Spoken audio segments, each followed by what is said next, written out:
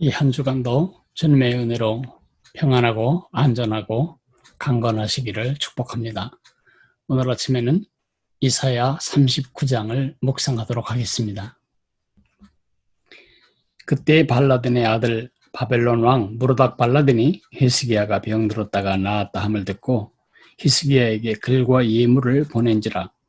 히스기야가 사자들로 말미암아 기뻐하여 그들에게 보물 창고 곧 은금과 향료와 보배로운 기름과 모든 무기고에 있는 것을 다 보여주었으니 히스기야가 궁중의 소유와 전 국내의 소유를 보이지 아니한 것이 없는지라.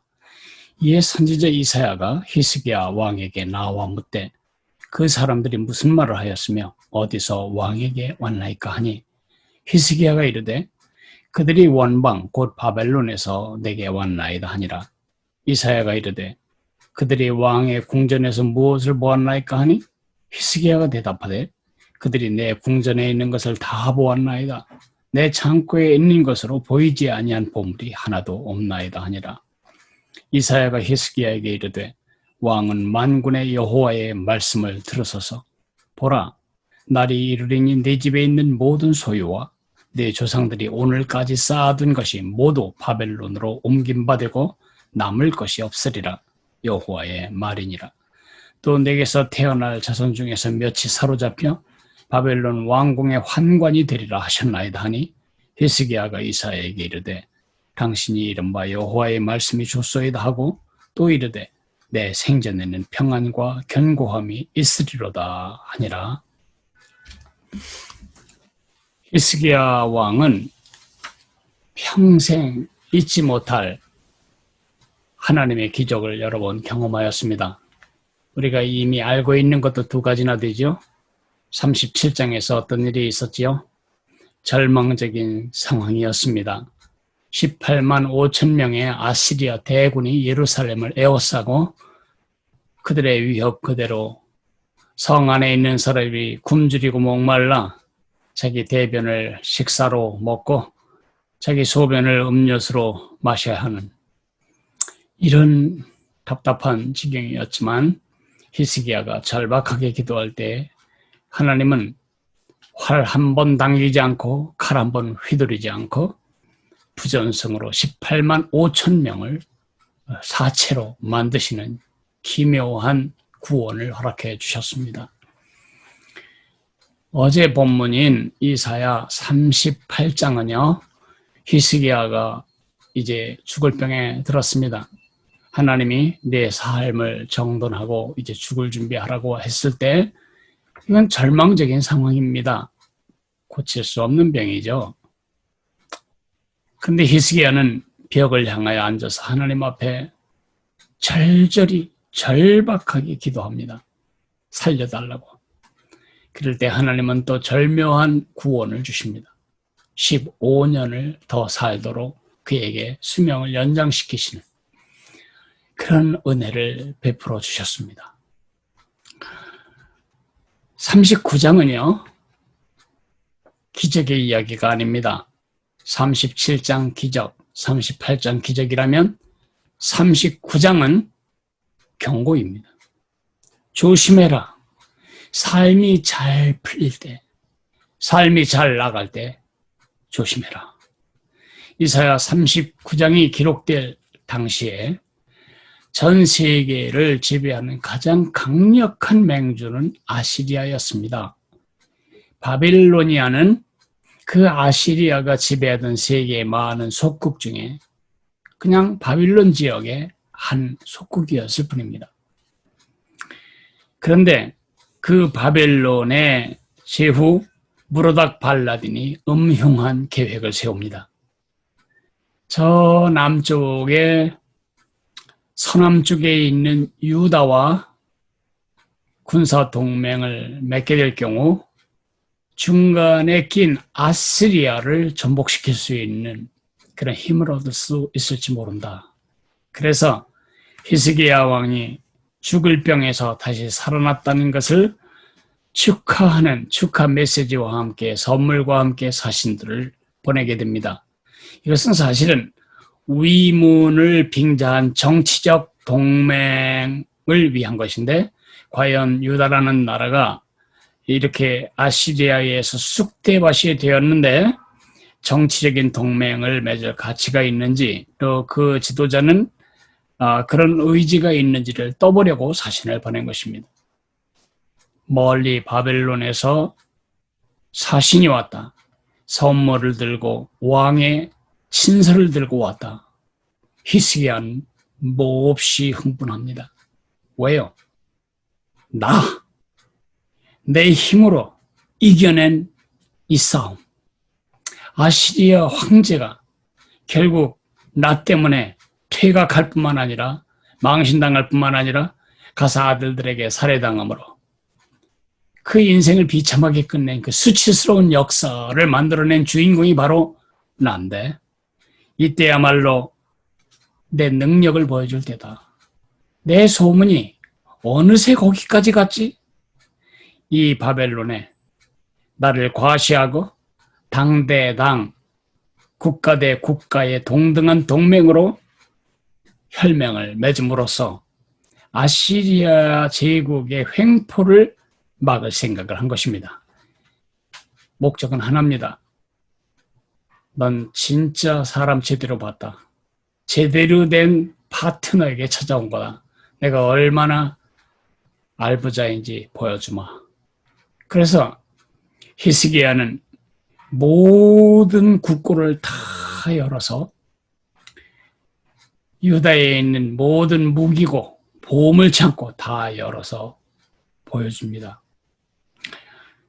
그리고 그들은 돌아갔습니다.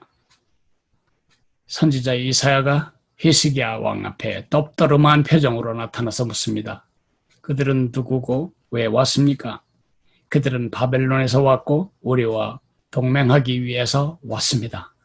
그들에게 뭘 보여주셨습니까? 어디까지 보여주셨습니까? 보여주지 않은 것은 단 한 가지도 없습니다. 다 보여줬습니다. 자랑스럽게 말하는 히스기야에게 이사야는 하나님의 말씀을 전합니다. 그들이 눈으로 본 이 모든 것들 다 바벨론으로 뺏어갈 것이요. 그리고 당신의 후손들이 그들에게 잡혀가서 그곳에서 내시 노릇을 하게 될 것이요. 정말 끔찍한 이야기를 오늘 우리가 읽게 됩니다. 히스기야만 그렇습니까? 여러분도 그렇고 저도 그렇습니다.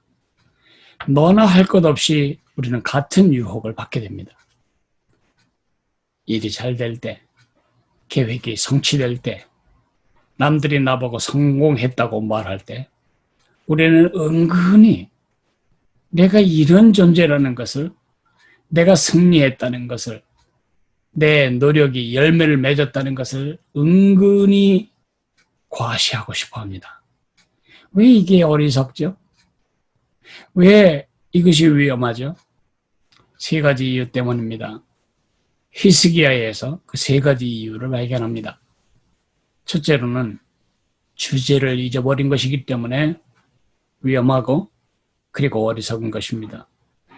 절망적 상황에 절박한 기도를 하고 절묘한 구원을 얻고 나서도 그 구원이 100% 하나님으로부터 왔다는 것, 우리가 자주 쓰는 용어대로 하나님의 은혜라는 것을 잊어버리고 그 구원이 마치 나에게서 발원된 것처럼, 그 구원이 나에게서 시작된 것처럼 착각하는 것, 그게 바로 주제를 잊어버린 것입니다. 주제를 잊어버리면 어리석을 뿐만 아니라 위험해집니다. 두 번째로는 히스기야 왕처럼 우리도 이렇게 과시하고 교만하지 않아야 할 것은, 이것은 믿음을 잃은 것이기 때문입니다. 37장에서 우리는 이미 묵상했습니다. 아시리아에서의 구원은 하나님으로부터 온 것이고 애굽도 의지하지 말고 아시리아도 무서워하지 말고 오직 구원자 하나님만 의지하라고 그렇게 하나님께서 가르쳐 주셨습니다. 하나님을 의지하고 이겼던 승리를 이제는 바벨론을 의지하고 이어나가고 싶어하는, 기도에서 얻은 승리를 야근수로 이어가고 싶어하는, 하나님을 신뢰하는 데서 시작된 승리를 자신의 꼼수로 이어가고 싶어하는 그것이 바로 불신앙입니다. 세 번째로 이것이 어리석고 위험한 이유는 축복을 잃게 되기 때문입니다. 하나님은 우리가 하나님이 주신 선물을 의지하지 않고 선물을 주신 하나님만 의지하게 되기를 원하십니다. 그러나 우리가 선물을 주신 하나님은 잊어버리고 선물을 주신 하나님은 시시하게 여기고 하나님이 주신 선물을 하나님의 자리에 높이게 될 때 하나님은 그것이 무엇이든 그것을 반드시 우리에게서 제거하십니다. 왜냐하면 우리는 원천을 붙잡고 살아야 할 사람이지 그 원천에서 흘러나온 물 몇 방울로 만족해서는 안 될 사람이기 때문입니다. 제가 이 본문을 묵상하다가 사도 바울의 말 한 말씀이 비수처럼 제 생각에 꽂히는 것을 느꼈습니다. 고린도전서 10장 12절에 그런즉 선줄로 생각하는 자는 넘어질까 조심하라. 섰습니까? 착각하지 마십시오. 선 게 아니라 하나님이 서게 해주신 겁니다. 되셨습니까? 착각하지 않아야 합니다. 된 것이 아니라 하나님이 되게 하신 것입니다. 가지셨습니까? 정말 착각하지 않아야 합니다. 하나님이 가지도록 주신 것입니다. 주제를 잊고 믿음을 잃고 그래서 축복을 잃은 히스기야의 길을 가지 않아야 합니다. 오늘도 주님의 은혜를 기억하며 겸비 하나님과 신뢰와 순종으로 동행하는 복된 날을 사시기를, 그런 평생을 사시기를 주님의 이름으로 축복합니다. 기도하겠습니다. 고마우신 하나님 아버지, 뭔가 되었을 때, 뭔가 서게 되었다고 느낄 때, 뭔가 가졌다고 생각될 때 우리는 그것을 꼭 내 공로로 돌리고 싶어하고 자랑하고 싶은 마음속에 은근한 유혹을 떨쳐버리지 못합니다. 그러나 그것이 얼마나 위험한지를 히스기야를 통해 오늘 경고해 주셨습니다. 우리가 섰다면 그것은 하나님의 서게 해주신 은혜 때문이고, 우리가 되었다면 그것은 우리를 되게 하신 하나님의 은혜 때문이고, 우리가 가졌다면 그것은 우리를 가지게 해주신 하나님의 은혜 때문입니다. 날마다 나의 나된 것은 하나님의 은혜임을 잊지 말고 선줄로 착각하지 않도록 날마다 하나님을 겸비히 신뢰하고 순종하는 하나님의 사람으로 자라가게 도와주시기를 기도합니다. 예수님 이름으로 감사하며 기도했습니다. 아멘. 하늘에 계신 우리 아버지여, 이름이 거룩히 여김을 받으시오며 나라가 임하시오며 뜻이 하늘에서 이루어진 것 같이 땅에서도 이루어지리이다. 오늘 우리에게 일용할 양식을 주시옵고 우리가 우리에게 죄 지은 자를 사하여 준 것 같이 우리 죄를 사하여 주시옵고 우리를 시험에 들게 하지 마시옵고 다만 악에서 구하시옵소서. 나라와 권세와 영광이 아버지께 영원히 있사옵나이다. 아멘.